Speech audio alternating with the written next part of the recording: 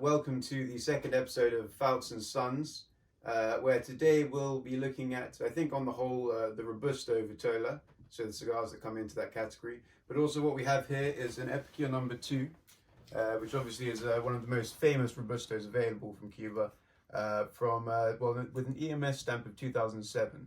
So we were saying it could be a tad older than 2007 itself. Yeah, probably about a 15-year-old cigar, maybe. Exactly, yes. And so very much looking forward to having a look at those, smoke those.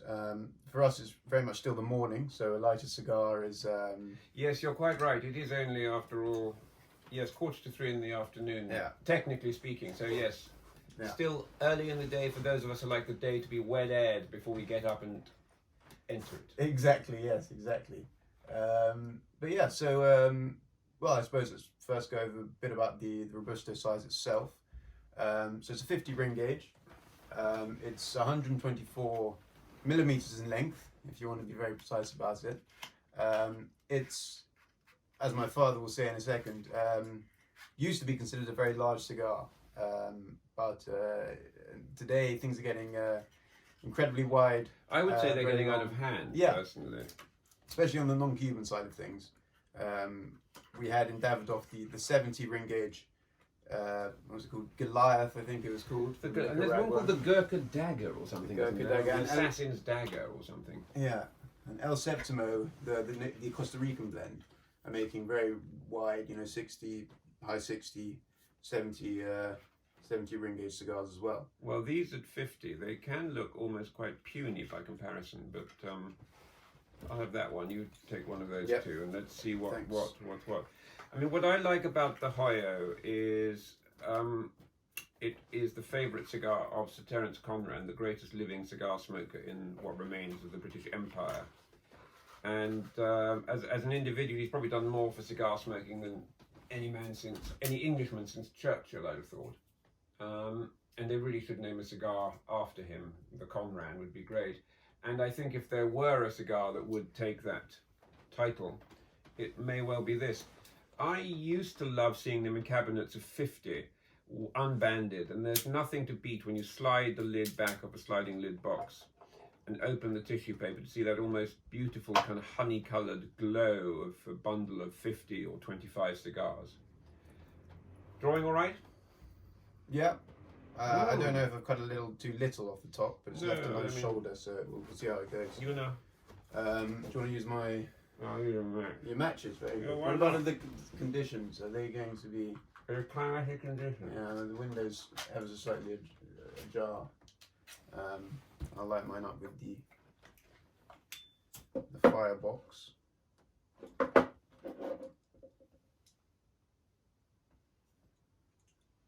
I mean, there's still a bit of an aroma about it, isn't there? Even unlit, you still get something. Yeah, well, when I was drawing on it previous to lighting it, you instantly that aged flavour. It's quite hard to describe, but you can always get it instantly. It's just such a joy smoking an aged cigar, because they normally, I mean, unless you leave it too long for some brands, and they just taste of very little. But honestly, instantly great. I mean, I've hardly had a puff on it.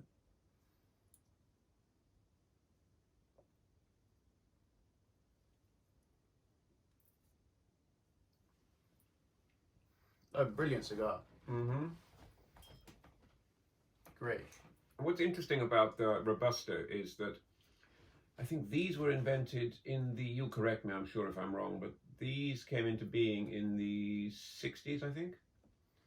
Obviously unbanded. Yeah, and I mean, the fact these fatter cigars, I do remember once meeting a roller in Havana who said to me that he'd rolled a 58 ring gauge, he prepared and blended and rolled a 58 ring gauge cigar for the Duke of Windsor back in must have been the 50s, I suppose. So these were popular in the 50s and 60s, but by the 70s and 80s, cigars have become very, very slim. I mean, I know we've returned to this now, but I think there was a time when the only Robusto size there was the Partagas Series D. Okay. Number 4. Yeah. And famously Edward Sahakian's first cigar, if I'm not mistaken. Anything that Edward does is famous by the viewers of the Foulkes and Sons channel.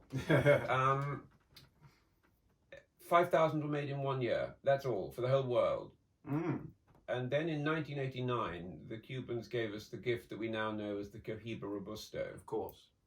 And things changed thereafter. Tell me about how you find, then you had, but even then you only had, for wide ring gauges, and we're talking as 50 as a wide ring gauge in those days, this is around about the 90s, early 90s, you had Particle Series D number 4, mm-hmm. Epicure number 2, Cohiba Robusto, the Ramon. Ramon I only specially selected. And then you had to go into Pyramide, so Monte Cristo number 2, Upman number 2. Yeah. Did you always have the Connoisseur number 1? The Connoisseur number 1. Number 4. Upman Magnum, that was a 48. Yeah. Connoisseur number 1, I think, was a Hermoso is how much? 48 ring gauge or 49? 48. I think it was. I don't know. What is the exhibition number 4? Romeo. That's an Hermoso size. So you had. Or is it? Could quite possibly be a Robusto. No, it's not a Robusto. I don't think. I think it's slightly off. No, because they've got a short Churchill inside of it, of course. Yes, they have the short Churchill. They have. And now, when did this Robusto mania really take off? Who do you find, what is the Robusto the go-to size for people starting off these days? Starting off these days, it is. I mean, it's either a Petit Corona or a Robusto. And the good thing about the Epicure number 2, although previously it was a medium body blend, is now light. It's just above, with regards to strength, above the Rafael Gonzalez, the Petit Corona and the Prada, a little bit stronger. But Rafael's a great brand, by the way. It is. It's very good, yeah. But the attraction of it is it's so light, and it's quite harmless. It's a very easygoing cigar, but it's still got that cigar look to it. You know, the Robusto size is quite attractive because people want to be seen smoking. I think that there is an element. I mean, you touched there on the element of cigar smoking being not entirely about smoking cigars, but about the whole ritual, the whole look, the whole degree of pantomime, if you like, about it. I mean, it is a heavily ritualized activity, and there is something nice. I mean, I think it was Oscar Wilde who described the cigarette as God, that's a beautiful wrapper on that, isn't it? It's still got some gloss on it. It's amazing, isn't it? Very, very smooth wrapper. Yeah, I mean, beautiful. But this is a Colorado, definitely Colorado. Yeah. Beautiful, a little bit of oil about it. No, the sixth finger of bliss. I mean, there's something that feels good about the Robusto size in the hand. It's not too long, so it's, you know, like dealing with a kind of Harry Potter wand or something like that.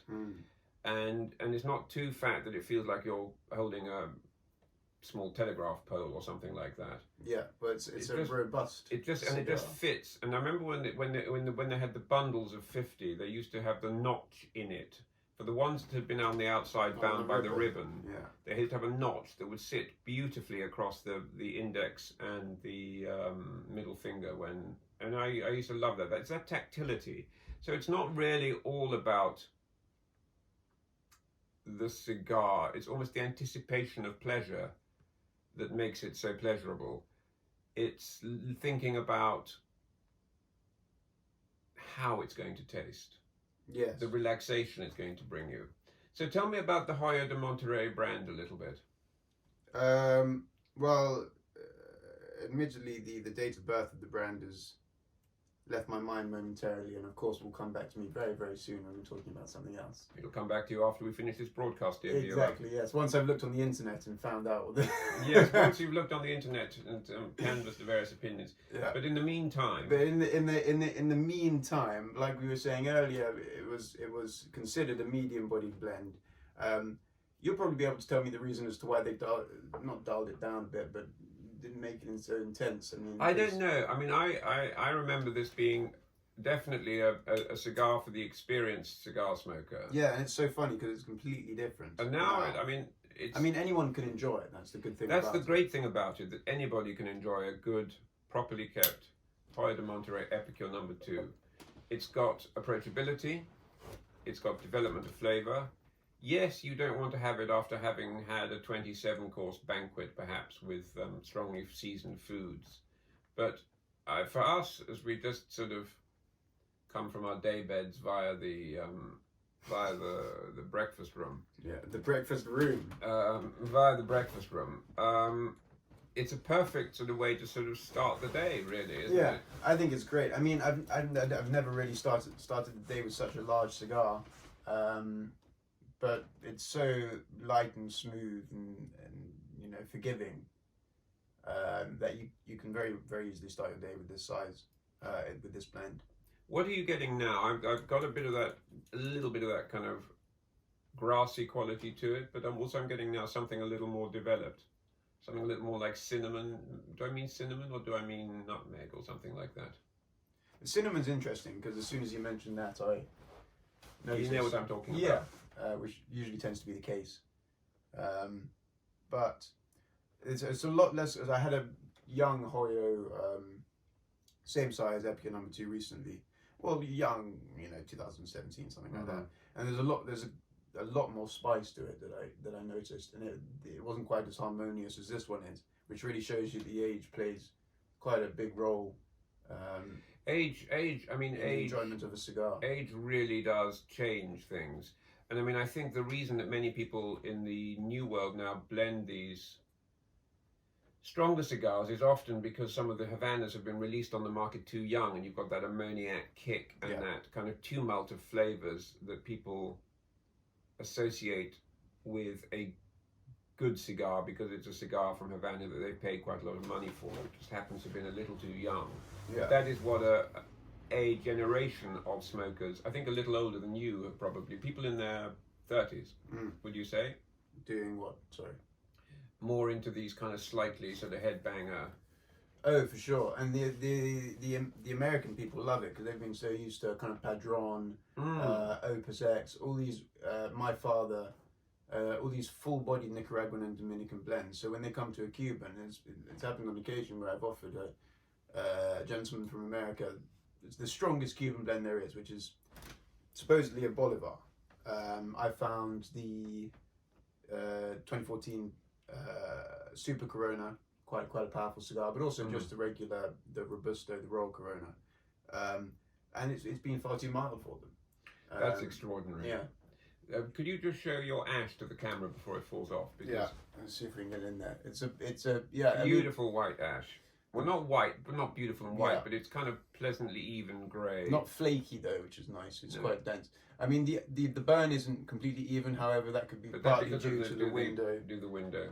Me not rotating the cigar as I smoke it, which I really should be doing. In these conditions. Yes. In the extreme conditions.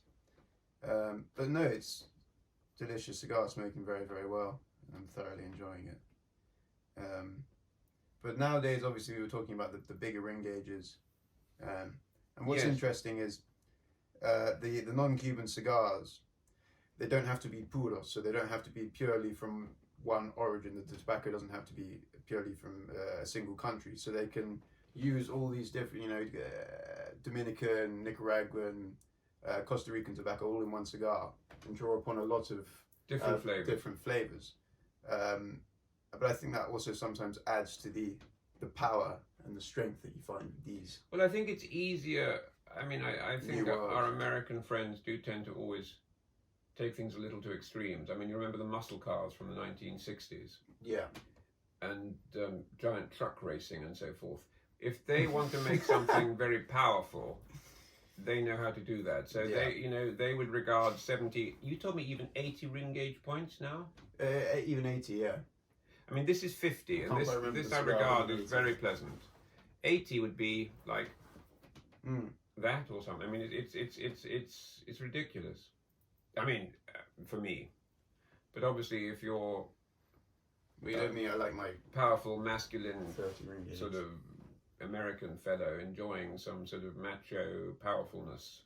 There's this man on Instagram who does that on yachts and stuff with big sunglasses, very large cigars. I'll have to find him later. Maybe we should do a double act with this gentleman one day. We can broadcast from the Foulkes and Sons studio in the ancestral hovel, and he'll be playing kind of dance music on his yachts with Gianluca Vacci. Gianluca Vacci, yeah, exactly, and going yo-yo. Yo-yo, yes. Well, I think yo-yo or not yo-yo? Yo-yo, no, it's more of a welcome. You say that at the beginning. We say that at the beginning, do we? Yeah. Well, no, is that or ho-ho? Is that the way to say goodbye? Yeah. But anyway, ho-ho, and thank you so much for watching. I hope you might have picked up a fragment or two of information. I hope so too, and we haven't rambled too much. We'll be back. We will be back. See you in the next episode. Thank you. Goodbye.